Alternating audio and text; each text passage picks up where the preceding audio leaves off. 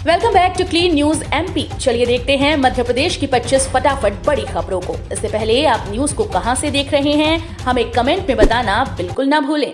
साथ ही हमारे Facebook page को भी फॉलो करें। फेसबुक पेज का लिंक डिस्क्रिप्शन में दिया गया है।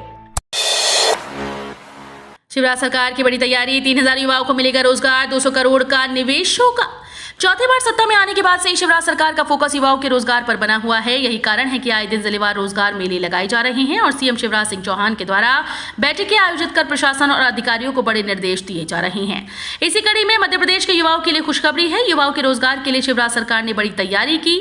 इसके लिए खरगोन जिले में 200 करोड़ रुपए की लागत से शुरू कॉटन मिलान्स यार्न उत्पादन होगा और 3000 युवाओं को रोजगार मिलेगा। प्रधानमंत्री मोदी आज सुबह शिमला से जारी करेंगे किसान सम्मान निधि की 11वीं किश्त। प्रधानमंत्री नरेंद्र मोदी आज शिमला में द रिज पर केंद्र में एनडीए सरकार की 8वीं वर्षगांठ के अवसर पर गरीब कल्याण सम्मेलन में 21,000 करोड़ रुपए की किसान सम्मान निधि की 11वीं किस्त जारी करेंगे। बीजेपी के राष्ट्रीय अध्यक्ष जेपी नड्डा ने कहा कि आज प्रधानमंत्री जी शिमला के रिज मैदान से 11वीं किस्त जारी करेंगे। किसान सम्मान निधि के अंतर्गत अब तक प्रधानमंत्री जी ने प्रतिवर्ष 2-2 हजार रुपए की 3 किस्तों के रूप में 10 किस्तें दे दी हैं और 1,80,000 करोड़ रुपए इस पर अब तक खर्च किए जा चुके हैं। चुनाव लड़ना भी हुआ महंगा, सरपंच और पंच के लिए पहली बार लगेगी जमानत राशि। उम्मीदवारों के लिए इस बार पंचायत चुनाव लड़ना महंगा होते जा रहा है। ग्राम पंचायत में सरपंच और पंच का चुनाव लड़ने वाले उम्मीदवार को अब तक निक्षेप राशि नहीं लगती थी, लेकिन पहली बार उनके लिए भी निक्षेप राशि जमा कराने का नियम बनाया गया। सरपंच के उम्मीदवार को 2,000 और पंच के उम्मीदवार को 400 रुपए निक्षेप राशि देनी पड़ेगी। ये राशि नामांकन पत्र जमा करने के साथ ही देनी होगी। बिजली बिल बाकी होने पर नहीं लड़ पाएंगे पंचायत का चुनाव। त्रिस्तरीय पंचायत चुनाव की अधिसूचना जारी होने के साथ नामांकन पत्र जमा करने का सिलसिला भी प्रारंभ हो गया। जिला और जनपद पंचायत का सदस्य, पंच और सरपंच का चुनाव लड़ने के लिए अभ्यर्थी को यह प्रमाण देना होगा कि उसके ऊपर बिजली का बिल बाकी नहीं है। इसके साथ ही पंचायत स्तर पर लगने वाले शुल्क के बकाया नहीं होने का प्रमाण पत्र भी देना होगा। आरक्षित वर्ग का सदस्य होने पर जाति प्रमाण पत्र भी प्रस्तुत करना होगा। नामांकन पत्रों की जांच के लिए तय समय सीमा से पहले प्रमाण पत्र यदि नहीं दिया जाता है तो नामांकन निरस्त कर दिया जाएगा। मध्य प्रदेश हाईकोर्ट बार व्याख्यान माला की तैयारी में जुटा, पूर्व न्यायाधीश आमंत्रित किए जाएंगे। Madhya Pradesh high court bar association Jabalpur की ओर से व्याख्यान माला की तैयारी जारी है। इस सिलसिले में पूर्व न्यायाधीशों को आमंत्रित किया जाएगा। इससे अधिवक्ताओं को कानून के महत्वपूर्ण पहलुओं की बारीकी से जानकारी होगी। सुप्रीम कोर्ट और हाईकोर्ट के कुछ पूर्व न्यायाधीशों की मंजूरी भी मिल गई है। अध्यक्ष संजय वर्मा ने बताया कि पूर्व अध्यक्ष आदर्श मुनि त्रिवेदी के जमाने में अटारी की कक्षाएं लगती थी। इस वजह से वकीलों को कानूनी बिंदुओं की जानकारी मिलती रहती थी। लंबे समय से अटारी की कक्षाएं बाधित हैं, इससे शून्य कायम हो गया है। 2 वर्ष कोरोना के कारण खराब हो गए, ऐसे में पूर्ववत निरंतरता आवश्यक है। न पर्याप्त डॉक्टर, नर्स, अन्य स्टाफ, कैसे चलेगा 600 पलंग का अस्पताल। मुरैना जिला अस्पताल के लिए नया आलीशान भवन मिलने के बाद मरीजों को भर्ती करने की क्षमता दुगनी तो हो गई, लेकिन इसके संचालन के लिए पर्याप्त स्टाफ नहीं है। डॉक्टर्स, नर्स, वार्ड बॉय जैसे कर्मचारियों की कमी पहले से है। ऐसे हाल में नए भवन में कई वार्ड शुरू नहीं हो सकेंगे। स्वास्थ्य विभाग के अफसरों का कहना है कि स्टाफ की मांग को लेकर वो कई पत्र भोपाल के लिए लिख चुके हैं, लेकिन सुनवाई नहीं हो रही। गौरतलब है कि 60 करोड़ रुपए की लागत से बने जिला अस्पताल के 4 मंजिला नए भवन का उद्घाटन शनिवार को हुआ। इस भवन के साथ ही जिला अस्पताल का उन्नयन होकर पलंगों की 300 से बढ़कर 600 की हो गई। अब अतिथि शिक्षकों को ऐसे किया जाएगा भुगतान। मध्य प्रदेश के अतिथि शिक्षकों कर्मचारियों के लिए बड़ी खबर है। दरअसल इंजीनियरिंग पॉलिटेक्निक कॉलेजेस में पढ़ाने वाले अतिथि शिक्षकों को हर महीने 30,000 न देते हुए हर पीरियड के हिसाब से 400 रुपए दिए जाएंगे। आपको बता दें कि उच्च शिक्षा विभाग ने अतिथि शिक्षकों को जनवरी में हर महीने 30,000 मानदेय देना सुनिश्चित किया था। इस व्यवस्था को नए शैक्षणिक सत्र से लागू किया जाना तय हुआ था, लेकिन अब इसे लेकर एक बार फिर से नया आदेश जारी कर दिया गया है। इसके तहत पिछले आदेश को यथावत रखते हुए पहले से काम कर रहे अतिथि शिक्षकों को प्रति पीरियड 400 रुपए का भुगतान करने का निर्णय लिया गया है। पहली बार पार्षदों के लिए चुनाव खर्च की सीमा निर्धारित। मध्य प्रदेश में पंचायत चुनाव के साथ साथ नगरीय निकाय चुनाव की तैयारी राज्य निर्वाचन आयोग कर रहा है। चुनाव आयोग इस बार पहली बार पार्षदों के चुनाव खर्च की सीमा निर्धारित की है। पार्षद अपने चुनाव में 8.25 लाख रुपए तक खर्च कर सकता है। इसके लिए एक हेल्प डेस्क भी बनाई जाएगी। मध्य प्रदेश राज्य निर्वाचन आयुक्त बसंत प्रताप सिंह ने जानकारी दी है कि नगरीय निकाय निर्वाचन में पहली बार पार्षद पदों के निर्वाचन व्यय लेखा का प्रावधान किया गया। इसके लिए महापौर और अध्यक्ष पद के उम्मीदवारों के व्यय लेखा का संधारण किया जाता था। रिटर्निंग ऑफिसर कार्यालय में निर्वाचन व्यय लेखा संधारण पर्यवेक्षण के लिए हेल्प डेस्क स्थापित करने के निर्देश दिए गए। एमपी में इस बार 5 दिन लेट आएगा मॉनसून। केरल में मॉनसून तय दिन से 3 दिन पहले दस्तक दे दिया है। 75 साल में 41वीं बार मॉनसून समय से पहले आया है।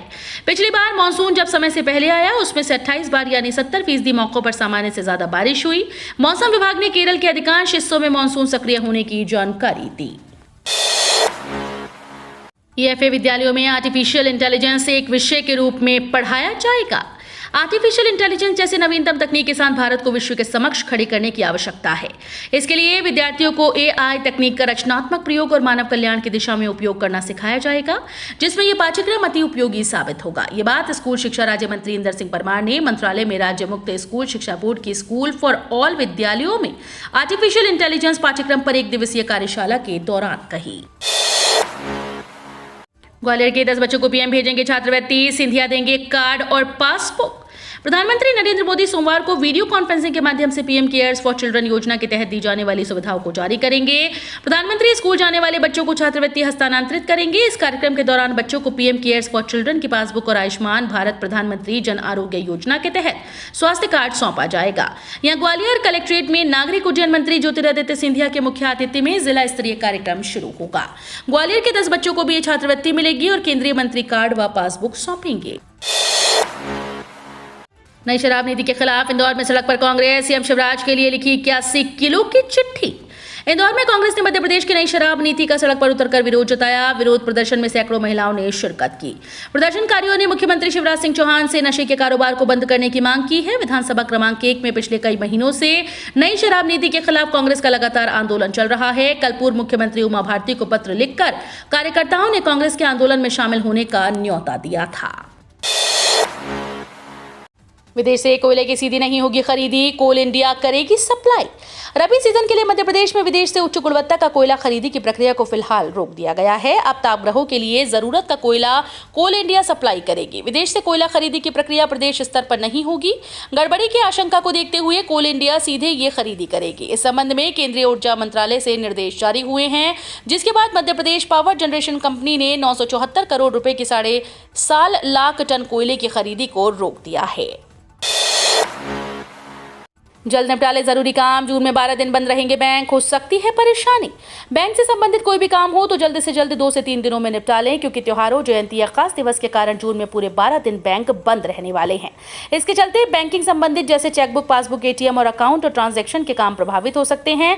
हालांकि ऑनलाइन सेवाएं गूगल, फोन पे, पेटीएम, इंटरनेट बैंकिंग जारी रहेगी। दरअसल भारतीय रिजर्व बैंक की आधिकारिक वेबसाइट पर जून महीने की छुट्टियों की लिस्ट जारी कर दी गई है।